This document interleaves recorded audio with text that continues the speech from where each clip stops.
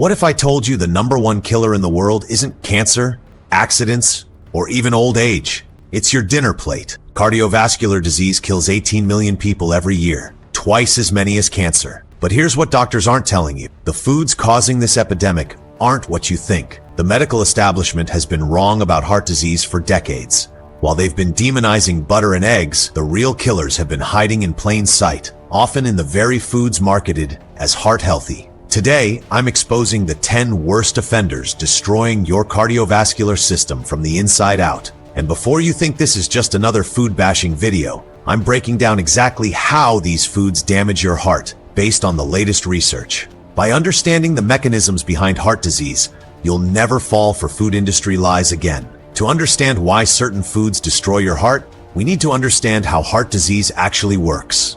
The conventional wisdom that saturated fat clogs arteries like grease in a pipe is completely outdated. Here's the truth. Cardiovascular disease starts with damaged blood vessels. When the inner lining of your arteries gets damaged, your body tries to repair it, creating plaques and calcifications. Sometimes these plaques rupture, forming blood clots that cause heart attacks and strokes. But what causes this damage in the first place? Two main culprits: inflammation and oxidative stress. These aren't just buzzwords. They're the biological processes that actually inflict damage on your arteries. And what triggers inflammation and oxidative stress? The biggest factor is insulin resistance, the body's adaptation to constant exposure to certain foods. When you become insulin resistant, your cells can't properly use glucose for energy, inflammation skyrockets, and your entire cardiovascular system suffers. Now that you understand the mechanism, let's expose the foods that set this deadly process in motion. Food number 10, rice. But wait, you might be thinking, billions of people eat rice daily. True, but there's something critical that most rice eaters throughout history didn't have: processed food abundance. Rice isn't inherently evil, but it's essentially pure glucose. When you eat rice, your body breaks it down into single glucose molecules, identical to the sugar in candy bars. This triggers an insulin response. Historically, many Asian cultures consumed rice without epidemic heart disease because they weren't eating processed foods on top of it. They engaged in physical labor. They didn't snack all day. They didn't wash it down with sugary drinks. However, once you're insulin resistant, which about 88% of Americans are to some degree, even healthy carbs like rice keep you stuck in that dangerous state.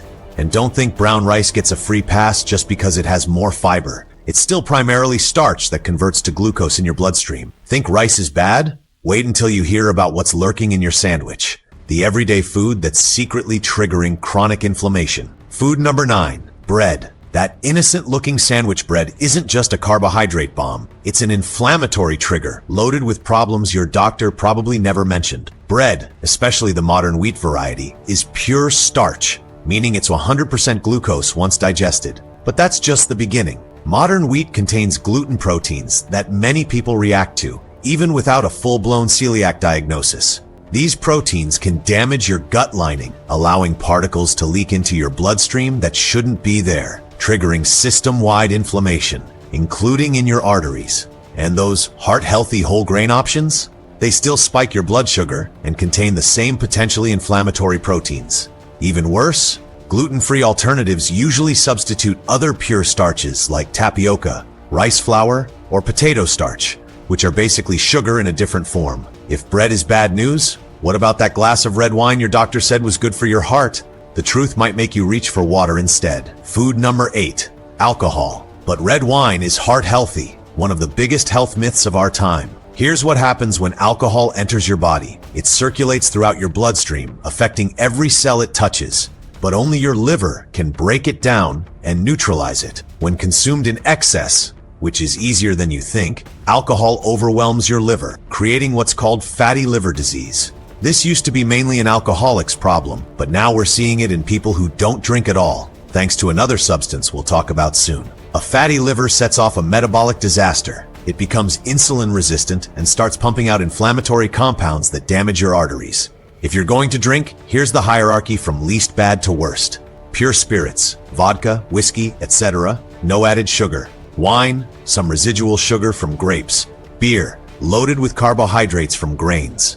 Mixed drinks, double whammy of alcohol plus sugar. One occasional drink won't kill you, But that heart-healthy glass of wine marketing is pure fiction when you understand the mechanisms. Speaking of fiction, let's talk about those convenient foods filling grocery store shelves. The silent assassins packaged in colorful boxes. Food number 7. Ultra-processed foods. They're convenient, they're everywhere, and they're absolutely destroying your heart. Ultra-processed foods now make up 73% of calories consumed in America. These aren't just processed foods. They're scientifically engineered flavor bombs designed to override your satiety signals and keep you coming back for more. What makes them so deadly to your cardiovascular system?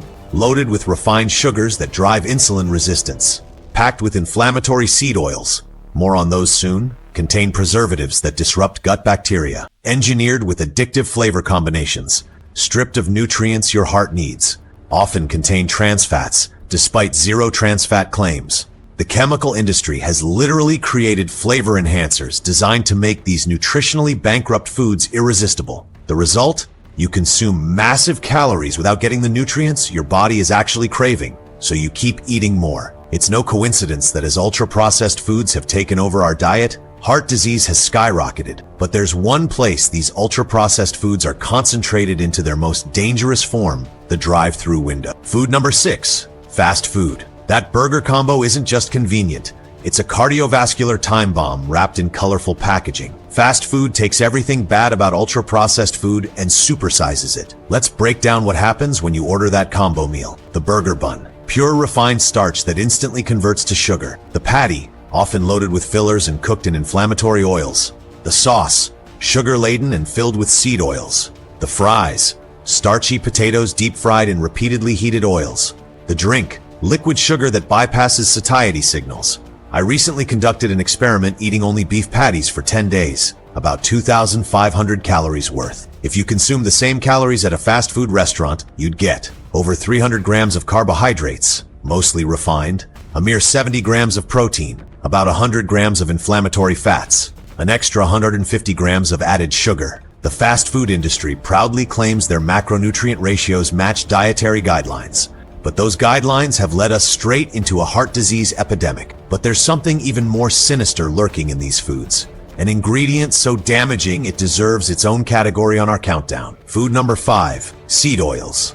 They're in everything from salad dressings to chips, and they're marketed as heart-healthy alternatives to saturated fat. But these industrial seed oils might be the single worst addition to the human diet in the last century. I'm talking about soybean oil, canola oil, corn oil, cottonseed oil, sunflower oil, and safflower oil. These oils were virtually non-existent in human nutrition until the early 1900s, and now they're everywhere. What makes them so destructive to your cardiovascular system? First, they're unnaturally high in omega-6 fatty acids. While we need both omega-3 and omega-6 fats, the ideal ratio is close to 1:1. These oils push that ratio to 21 or higher, creating a pro-inflammatory state in your body. Second, the processing required to extract these oils is chemical warfare. Seeds naturally don't want to give up their oils, so manufacturers use extreme heat, high pressure, chemical solvents like hexane, bleaching agents, deodorizers. The result? Highly oxidized, rancid fats that create free radicals in your body, damaging your arteries and mitochondria. Don't be fooled by heart-healthy labels.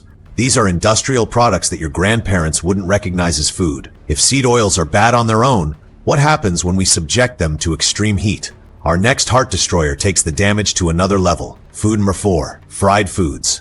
That golden brown crispy coating isn't just delicious, it's a cardiovascular nightmare. When those already problematic seed oils are heated to high temperatures, especially repeatedly, as in fast food restaurants, they undergo additional chemical changes that make them even more dangerous.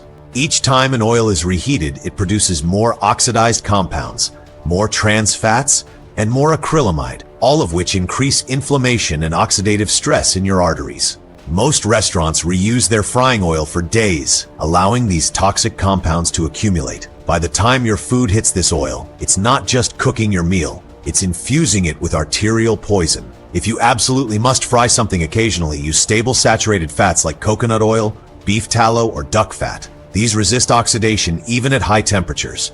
But better yet, try air frying or baking instead. Speaking of fake fats, our next heart destroyer has been masquerading as a health food for decades, and it might be sitting in your refrigerator right now. Food number 3. Margarine. I can't believe it's not butter, and your heart can't either. Margarine was invented as a heart-healthy alternative to butter, based on the now debunked hypothesis that saturated fat causes heart disease. Traditional margarine is made by taking those already problematic seed oils and making them solid through a process called hydrogenation. When oils are partially hydrogenated, they form trans fats, perhaps the most damaging fat for your cardiovascular system. Trans fats increase your LDL bad cholesterol, decrease your HDL good cholesterol, trigger systemic inflammation, disrupt cell membrane function, damage your mitochondria, the energy factories in your cells. The evidence against trans fats became so overwhelming that the FDA finally banned them. But here's the catch. Products can claim 0 grams trans fat if they contain less than 0.5 grams per serving. Manufacturers simply reduce the serving size to make the math work. Check your ingredient list. If you see partially hydrogenated anything, you're getting trans fats, regardless of what the nutrition facts say. Even newer, trans fat-free margarines still use problematic seed oils and chemical processing. Stick with butter from grass-fed cows or extra virgin olive oil instead. If you thought margarine was bad, wait until you see what happens when we combine nearly every heart-destroying ingredient into one irresistible package. Food number 2, donuts. They're sweet, they're satisfying, and they're a heart attack waiting to happen. Donuts are the perfect cardiovascular storm, combining almost every harmful ingredient we've discussed into one delicious package. White flour, pure refined carbs that spike insulin. Sugar, both in the dough and the glaze. Seed oils, in the dough and for frying. Deep fried, creating those oxidized compounds. Often contain trans fats for shelf stability. Artificial flavors, colors, and preservatives. It's almost as if donuts were designed in a lab to maximize cardiovascular damage. A single donut can contain a day's worth of inflammatory triggers. Even artisanal or gourmet donuts don't escape this list. They might use slightly better ingredients, but the fundamental problems remain. And the real danger? Most people don't stop at one. The combination of sugar and fat creates such a dopamine hit that you're primed to reach for another and another. But even donuts pale in comparison to our number 1 heart destroyer, the white crystal that's more addictive than cocaine and hiding in nearly everything you eat. Food number 1, sugar. It's in your coffee, your sauce, your healthy smoothie, and even your salad dressing. It's sugar, and it's the single most destructive substance for your cardiovascular system. Here's why sugar tops our list. It's everywhere, hidden in 74% of packaged foods. It provides zero nutrition, pure empty calories. It's highly addictive, triggering the same brain pathways as drugs. It directly causes insulin resistance, the precursor to heart disease. 50% of table sugar is fructose, which only your liver can process. It creates a fatty liver identical to alcoholic liver disease.